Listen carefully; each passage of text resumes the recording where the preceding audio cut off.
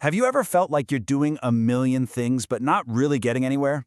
Well, today we're going to talk about a simple but seriously powerful idea called the 80-20 rule.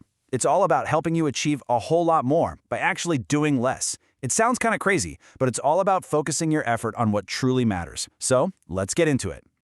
Okay, to get our heads around this, let's start with something you know. Just for a second, picture your closet, specifically your shoes. How many pairs do you actually own? Now, be honest with yourself. Out of all those shoes, which ones do you wear most of the time? I'm willing to bet that it's just a small handful, maybe 20% of your collection, that you end up wearing like 80% of the time. That imbalance, right there, is the heart of what we're talking about today. And it's not just your shoes. Check this out. Here we see the same idea in a business setting. You've got a small number of inputs, in this case just 2 people, who are bringing in a massive $80,000. Meanwhile, the other 8 people are contributing way less. Now this isn't just a fluke, it's a fundamental pattern that shows up pretty much everywhere. So this pattern actually has a name. It's called the Pareto Principle. And when you learn how to spot it and use it, that's called Pareto analysis. It's all about finding what we call the vital few. You know, that small number of things that are creating the biggest results. So let's dig into where this whole idea came from.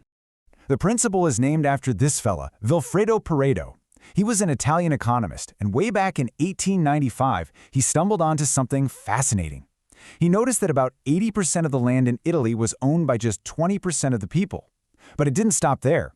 He saw this same strange imbalance everywhere, even in his garden, where he found that 20% of his pea pods were producing 80% of his peas. And that observation led to this, the Pareto Principle, which you've probably heard of as the 80-20 rule. Now, it's super important to know this is a rule of thumb, not a strict mathematical law. It just states that for a whole lot of things in life, roughly 80% of the results, the effects, are going to come from just 20% of your actions, or the causes. The numbers might be 70-30 or 90-10, but that lopsided relationship is almost always there. To really use this, we got to break down 2 key pieces: causes and effects. Just think of causes as the whys. They're the specific actions or triggers. In a business, that could be different kinds of product defects. And the effects are the whats. They're the outcomes, like the number of customer complaints you get.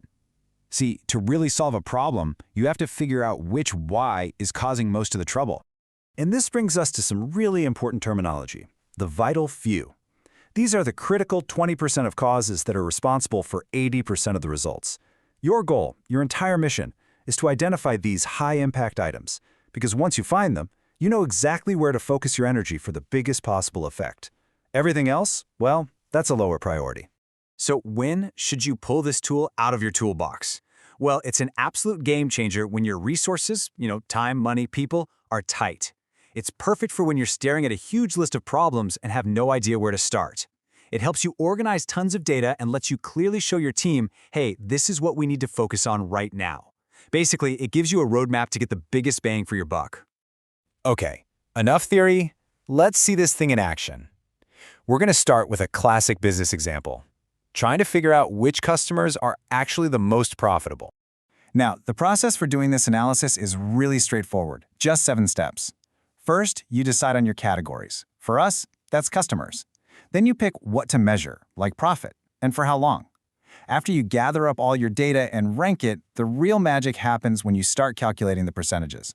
Let's walk through it together. All right, here's our data. That first column just lists the customers, and the second one shows how much profit each one brings in, ranked from highest to lowest. The third column shows what slice of the total profit pie each customer represents. You can see customer A is a big one, over 26%. And that last column, that's the cumulative percentage. We just keep adding each customer's percentage to the running total. Just watch what happens as we move down the list. And would you look at that?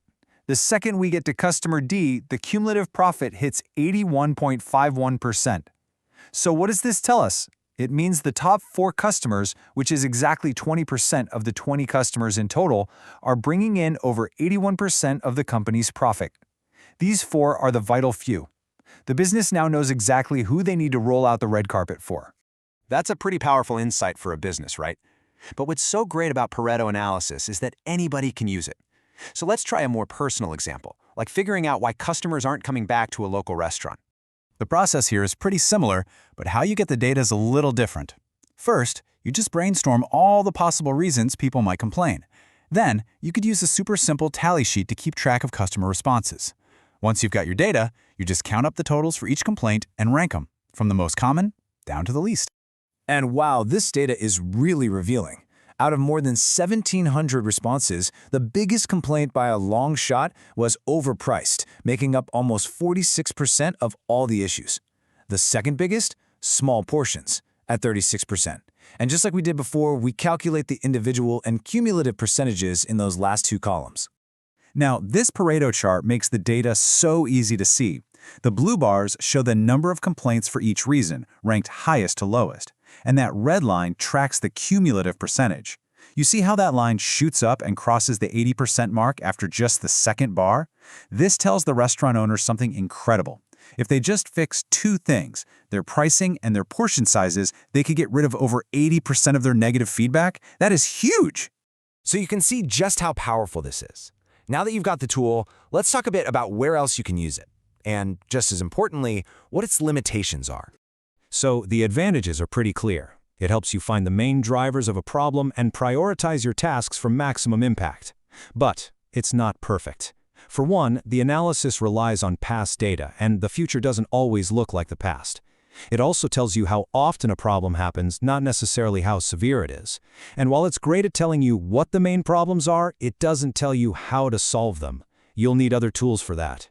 Plus, a word of caution. If you focus only on the vital few, you might risk alienating the other 80% of your customers, who could be a source of steady, long-term business. And remember, this isn't just for business. Think about your time management. What are the 20% of tasks on your to-do list that deliver 80% of your results? Focus on those. Or decluttering. Just remember, you probably use 20% of your stuff 80% of the time. You can even use this to fix bad habits by figuring out the few big time thieves, like scrolling on your phone, that cause most of your delays. So after all of this, what's the big takeaway? It's that effort and results are hardly ever balanced. A huge chunk of your success, your happiness, whatever you're aiming for, comes from a tiny fraction of your activities. Your job is just to find your vital few. I think this quote just nails it. This isn't about working harder. It's about working smarter. It's about taking a step back and consciously noticing which of your activities are actually pushing the needle forward, and then doubling down on those. So, as we wrap things up, I'm going to leave you with this one question to think about. Take a look at your goals, your work, your relationships. Where is the 20% in your life that will deliver 80% of your happiness and your success? Find that, and you'll have unlocked the true power of the Pareto Principle.